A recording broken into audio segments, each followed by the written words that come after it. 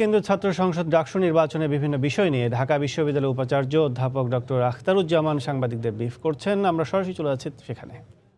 তাগিদ অনুভব করেছি গণপ্রজাতন্ত্রী বাংলাদেশ সরকারের মাননীয় প্রধানমন্ত্রীর অকৃত্রিম সদিচ্ছা ও প্রয়োজনীয় সদয় সহযোগিতা প্রদানের আন্তরিক প্রত্যয় ডাকসু নির্বাচন আয়োজনে বিশ্ববিদ্যালয়কে অধিকতর আত্মপ্রত্যয় করেছে। আমি সংশ্লিষ্ট সকলের প্রতি গভীর কৃতজ্ঞতা জ্ঞাপন করছি। একটি সুষ্ঠু, অংশগ্রহণমূলক ও গ্রহণযোগ্য নির্বাচন করতে আমরা দৃঢ় প্রতিজ্ঞ। আজ এই মুহূর্তে আমরা সন্তোষ প্রকাশ করছি যে দলমত নির্বিশেষে বিপুল সংখ্যক শিক্ষার্থী প্রার্থী হিসাবে নির্বাচনে অংশগ্রহণ করছে। মনোনয়নপত্র সংগ্রহ ও জমাদান সহ নির্বাচনী সকল কাজ সুষ্ঠুভাবে এগিয়ে যাচ্ছে। ডাকসু ও হল সংসদ নির্বাচনের চূড়ান্ত প্রার্থী তালিকা প্রকাশ করা হয়েছে। সকলে স্বাধীনভাবে মত প্রকাশ করছেন, অবাধে নির্বাচনী প্রচারণা চালাচ্ছেন। বিশ্ববিদ্যালয় মুক্ত বুদ্ধি ও গণতন্ত্র চর্চার কেন্দ্রভূমি। ঢাকা বিশ্ববিদ্যালয় বিভিন্ন রাজনৈতিক ও ধর্ম সংস্কৃতির মতাদর্শের এক বিরাট পরিবার।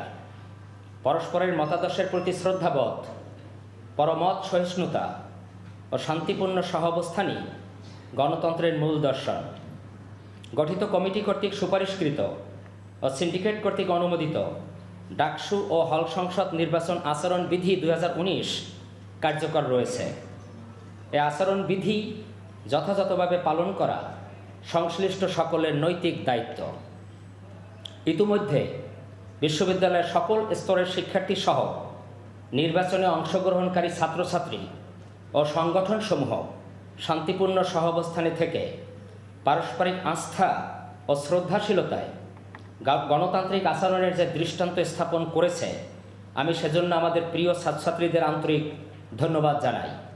একই সঙ্গে প্রত্যাশা করব তাদের এই শান্তিপূর্ণ সহাবস্থান ও গণতান্ত্রিক মূল্যবোধের চর্চা যেন সবসময় অব্যাহত থাকে। ঢাকা বিশ্ববিদ্যালয়ে অর্থাৎ ডাকসু নির্বাচনে বিভিন্ন বিষয় নিয়ে ঢাকা বিশ্ববিদ্যালয়ের উপাচার্য এতক্ষণ ব্রিফ করছিলেন।